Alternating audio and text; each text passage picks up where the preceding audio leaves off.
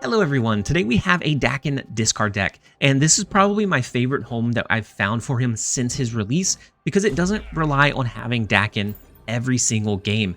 So this is one that can do multiple playlines. So the original Apocalypse discard was very heavy, very specific on the MODOK, the Apocalypse interaction. And then if the opponent had, I don't know, a Spider Ham, you just lost. There was nothing that you could do anymore to pressure the board.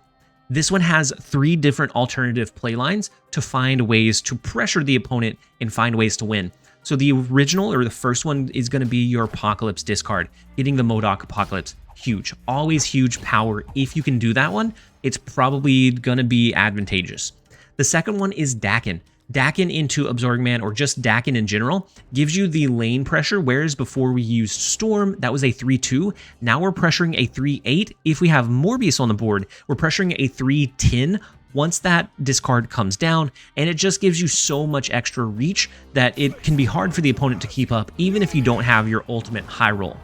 And the last line is going to be Gambit. Gambit into Absorbing Man, or just Gambit in general, can take out your opponent's key resources, so a Lockjaw. So if they have some big cards on board, and they only have a couple because they've been saving up, so a Nebula, so a Sunspot, whatever that may be, Gambit can be used to swing those games back in your favor that otherwise you wouldn't have been able to win. So most of the time when you see Spider Ham, you're seeing like a Lockjaw, you're seeing the Hawk package, and Gambit can come in clutch in that kind of secondary role in destroying some of their key resources so that you can still pressure and find ways to win.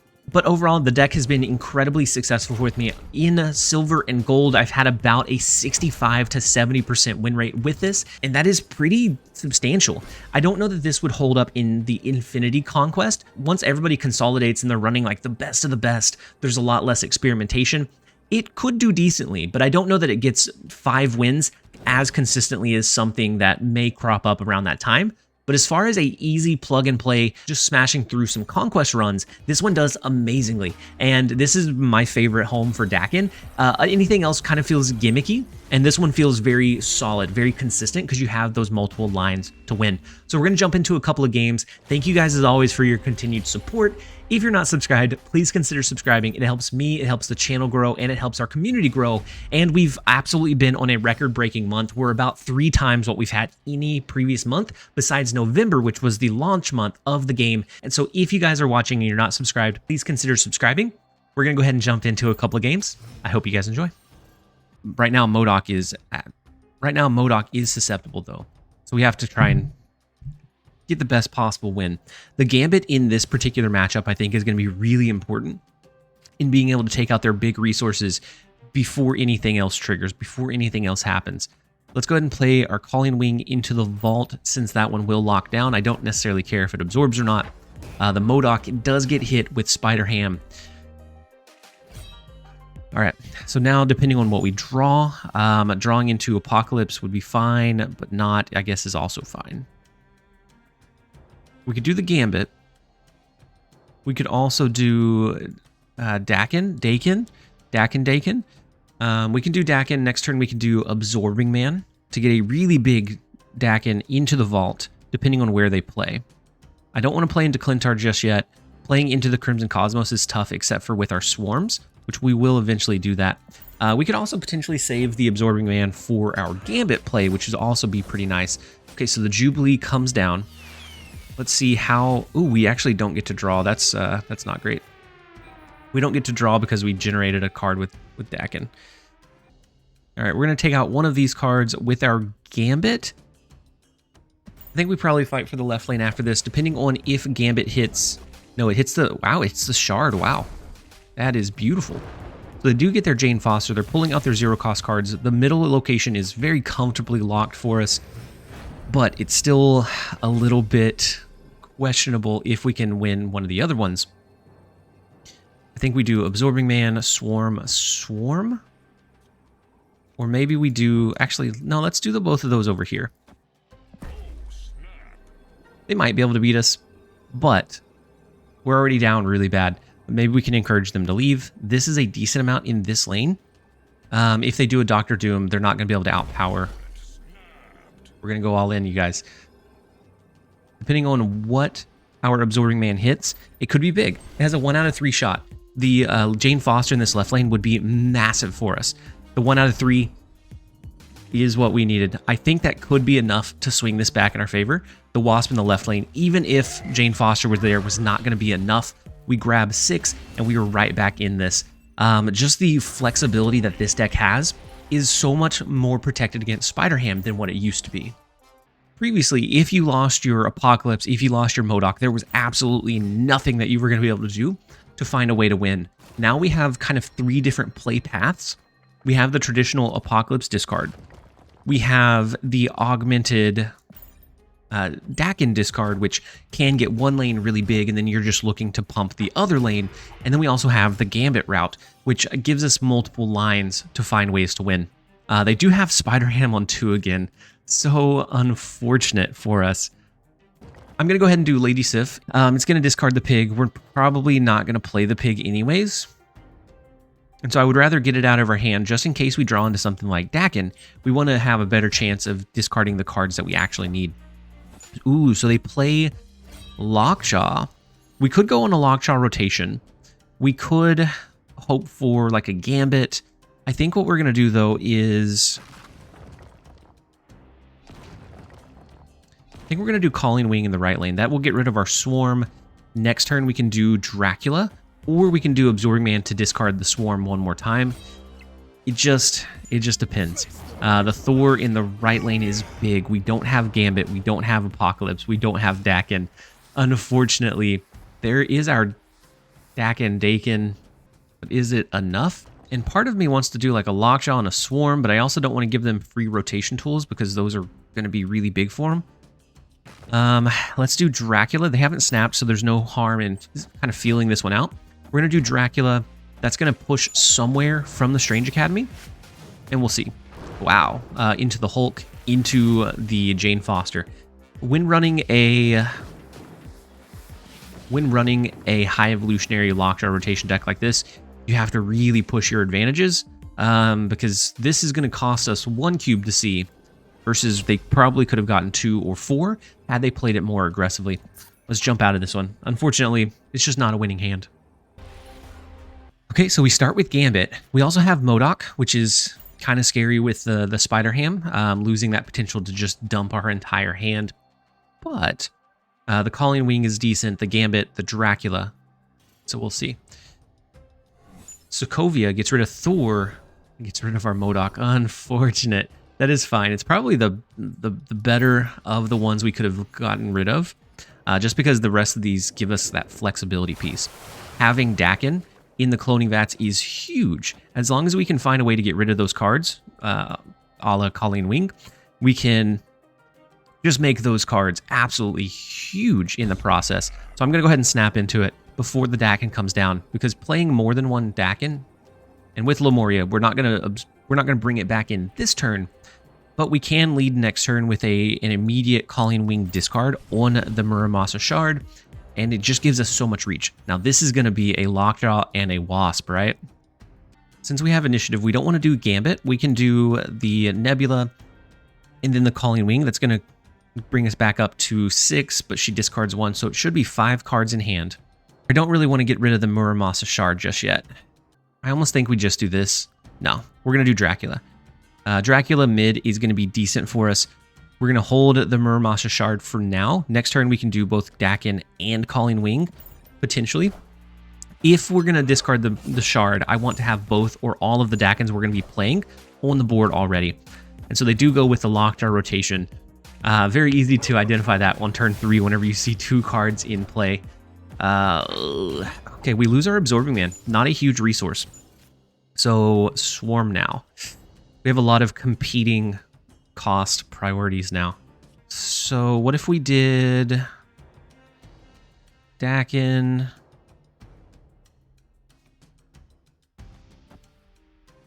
and go ahead and do 1 Calling Wing. Next turn, we could do 2, 4, 5 if we still have that.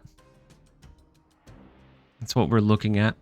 We're going to spread our power into all 3 lanes here. Jane Foster comes down, unfortunately. The Gambit could be big, but I don't think that's... I think right now it's probably more of a Hail Mary. We do lose one of the Muramasa shards already. So the Calling Wing comes back. I think we have a pretty good shot to get rid of the other one here. Let's do, what if we did Calling Wing? We did Swarm, and we did Nebula. That's 4, 5, 6, 7, 8. We lose this one. This, if they don't rotate a card. They always rotate a card though, right? They have Wasp. They always rotate a card. So in that case, we're just looking for where else do we compete for. And I think this right lane is it. We're going to double up on the 8 power now in the left lane. We're going to double up on the 8 in the right lane. And I think we're good. This guarantees that it goes to 16. Let's lock it in. That alternate play line, the Wasp rotation they do use, and then the Evolved Hulk in the left lane should not be enough. No, the Magneto in the left lane, stacking our Daken, stacking our Dracula. That lane is vastly overpowered. Can we get up to the 8 in this right lane? Just barely. We match the 8, and so then it comes down to a point differential, which we will win. That Magneto could have been so disruptive, but we had just enough reach in just all of these small cards we had to play. All right, next up we have Drawfee Fan, and the reason I haven't been doing gold, as you guys have noticed, the videos have been a bit shorter. One, the videos fit into a better time frame. Around 20 minutes seems to do a little bit better, just in general. But also, we get some like very bot-like people. I guess bot-like bots, maybe? And I'm not saying this is guaranteed to be a bot, but how many people have you ran into running the Chavez avatar in the recent past? Now, I mean, the Nova Kitty Pryde, it's a reasonable deck. They could have, oh, we get their Jeff. Okay, that's beautiful. And I mean, it could be legitimate. But I'm just saying. The queue times are a lot longer, and so I've just been kind of biding my time. So I'm gonna go ahead and play Jeff into the Sanctum Sanctorum. We have Gambit and Absorbing Man. We have that that lever. I don't know if we don't go ahead and do that now, I don't think. Although hitting Swarm or Apocalypse would be good. We are gonna go ahead and just do Jeff though. I like having that guaranteed power over there. If we can somehow maybe destroy their Jeff, if something like that happens, then we can get a lot of benefit. Calling Wing gives us extra swarms, but we're already kind of pressed for hand space anyways. I'm gonna do Gambit. Next turn, maybe we do Absorbing Man. If Gambit takes out Monster or Bishop, huge power swing back in our direction. And then it does discard Swarm anyways, which is beautiful. And it does take out the Monster, also absolutely beautiful. They use Rogue to steal our Morbius, so that is going to take away some of our potential high roll. But I think that's fine. They don't have the surprise factor of the Jeff in the Sanctum Sanctorum anymore. I mean, we have Daken. We can't get rid of the Shard, though.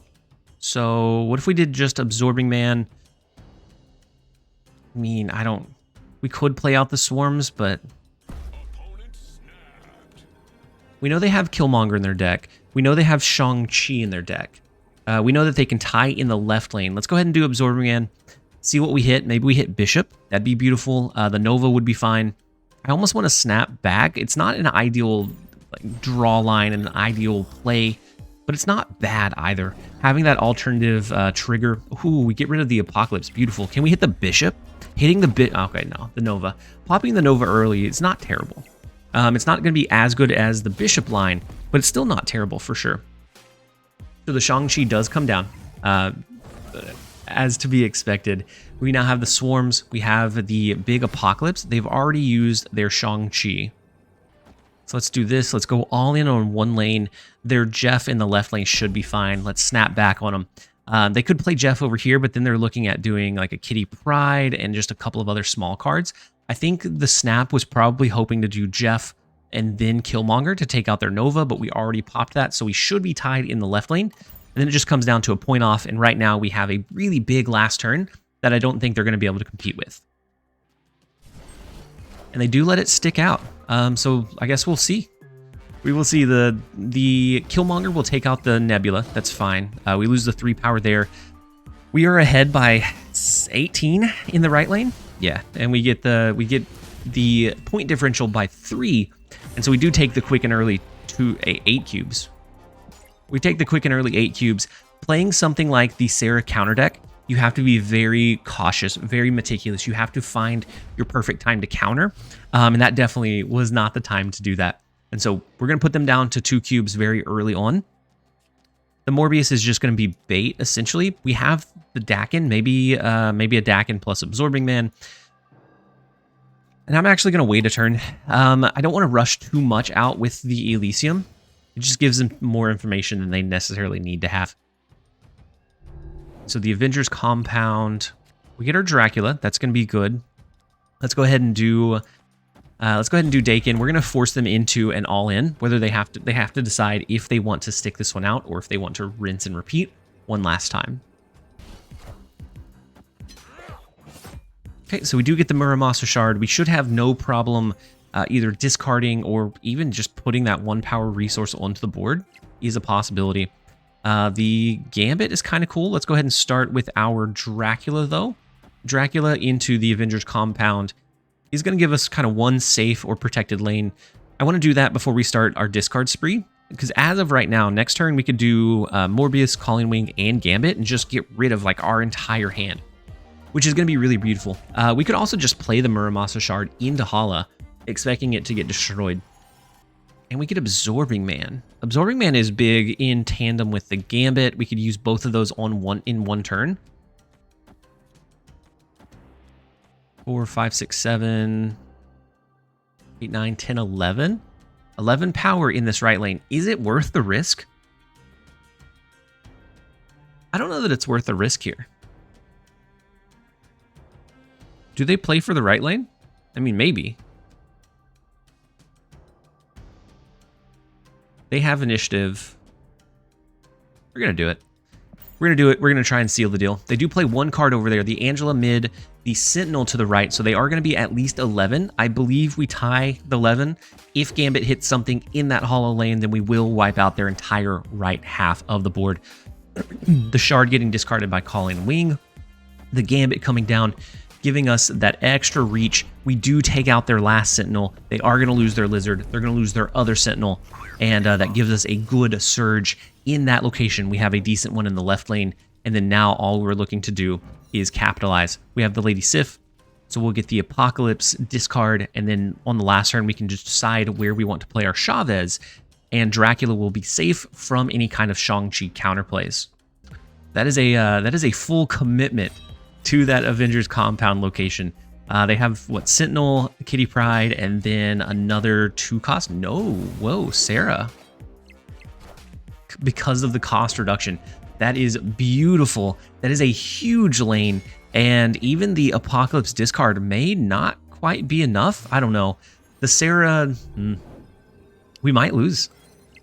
With the extra reach from Sarah, we could potentially lose this one. A Rogue over here. Shang-Chi over here doesn't really make as much sense. 16 will bring us up to 20 in this lane. They probably beat us there. We're going to do Chavez mid and double down there. I think they do at least a Sentinel, if not something bigger. Maybe they do Kitty Pryde in Avengers compound and expecting to at least tie or take that one away. We're just going to fully commit since they already have to compete for the left and right anyways. With the double reduction, the Elysium plus Sarah, it gets really scary really fast. I don't know that we win this one, but we don't have anything additional to lose. So they do go all out on that right lane. Is the left lane bigger than 9? I'm wondering. They probably have, what, Hitmonkey left? Ooh, the Shang-Chi in mid is huge. Super strange that they went mid with it. I do wish we would have went somewhere else now. I didn't think they'd throw Shang-Chi in the middle lane. Okay. The long, tedious battle. And so while you guys sit and wait, we have Puppy Cam. All right, so the first location is Xandar. We have several of our discard cards. We're just waiting for one of the enablers. So Calling Wing is going to be great for our Swarm, of course. Oscorp Tower, we're going to avoid like the plague. Calling Wing, we're just going to hold. We have Daken that we can use next turn if we don't get anything better. Maybe even Daken into Absorbing Man, and then on the last turn we do a MODOK. I don't know. We have a couple of ways to leverage this. Kiln is decent for us, especially with something like, I don't know, Daken or something like Dracula. I think we're going to do the Daken. We don't know if we're going to get Apocalypse. We don't know what we're going to get in Kiln. So I think this is going to be a good location for us. Their Jeff is going to be very, very big, very flexible at gaining power every single turn now. Let's do...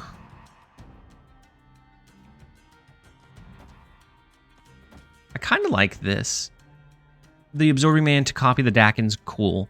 The Calling Wing to get the guaranteed discard. The Dracula somewhere also cool. I like the idea of potentially being able to pop their Jeff before it begins to before it really begins to elevate. Let's go ahead and do that, and we'll see. Okay, so the Lizard comes down, the Sentinel comes down. That is a big, big kiln location, especially if they get something like a Nova. We lose our Calling Wing, that's fine. We get rid of their Sentinel, which is a little bit of power. Not huge, but decent. We now get the Apocalypse. So we could choose to do Modok this turn. That potentially gives us the lead. It gives us the lead here, potentially over here. But then we're very susceptible to exactly what and where we're going to play. We're very counterable by a Shang-Chi. So I think instead we're going to do Dracula to the left, and then next turn we'll just do the Modok. That will give us the Apocalypse discard at the end, the double Apocalypse discard. And it should help us, even if we have initiative, it should help us still protect ourselves from a Shang-Chi play. Now, Xandar with the Modok gets very scary very quickly. Ah, that's unfortunate. But it's going to be better than us playing it into Ware Island. I don't know. We're just going to do it. Shang-Chi wins this one for him, but we are still 8-2. We're going to send it. Okay, so 2 cards in the right lane are interesting. So even if it's like a Nova and a Killmonger, they're not going to be able to counter this left lane. I guess it was... ooh, they could. They do. Forgot about the Killmonger. I forgot Nebula was susceptible to Killmonger. Oh my god. So the deck the opponent is playing has been strong. It is strong. It's been strong for several seasons now. It's very boring to play. Previously, the Rogue was an Enchantress, but a lot of times Rogue is decent enough on its own. And so it's just... It gets boring to play for very long or for very many extended periods of time. So we do have initiative going to Cern. We're going to get a double Daken. Wow. Into the White Hot Room. Do we compete for the White Hot Room, or do we just double Daken? We do like Dracula. We do double Gambit discard. Let's go ahead and snap into it. I don't think we compete for the White Hot Room, but I think we're fine nonetheless.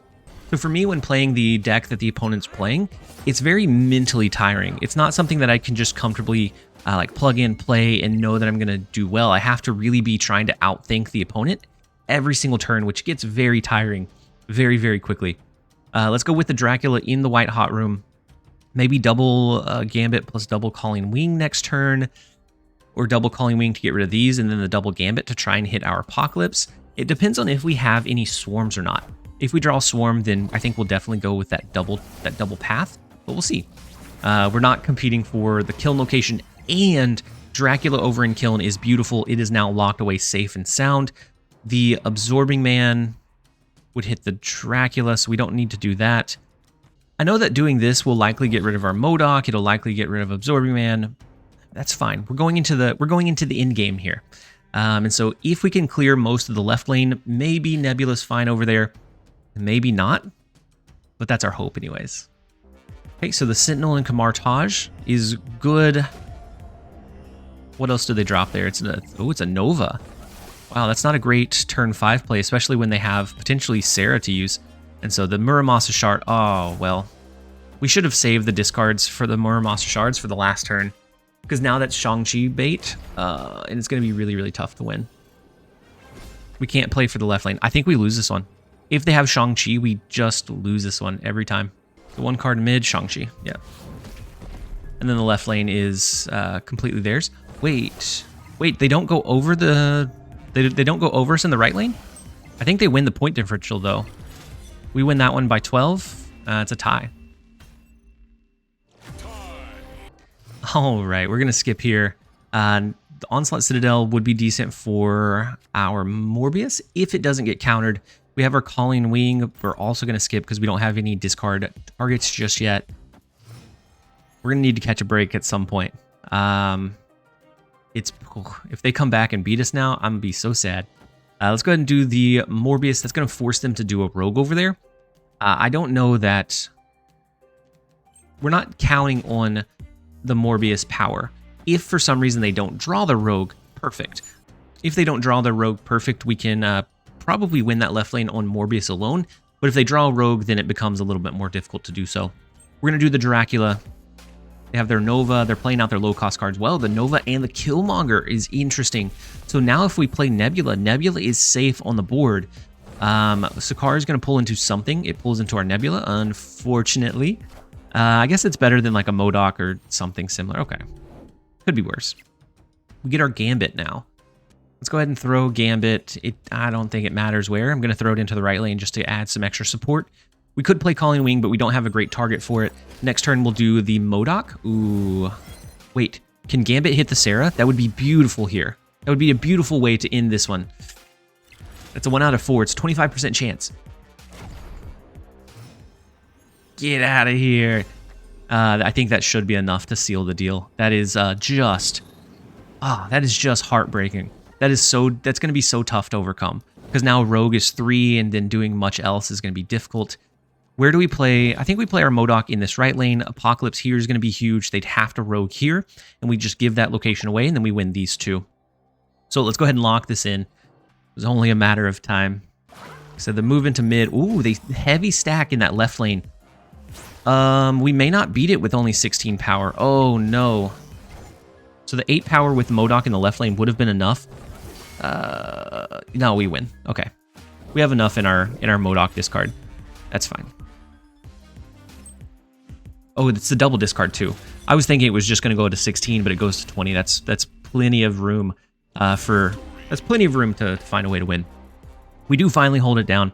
And we are going to go ahead and end the video there. I hope that you guys enjoyed it. If you did, make sure to give it a like and a comment down below. And as always, this has been TLSG.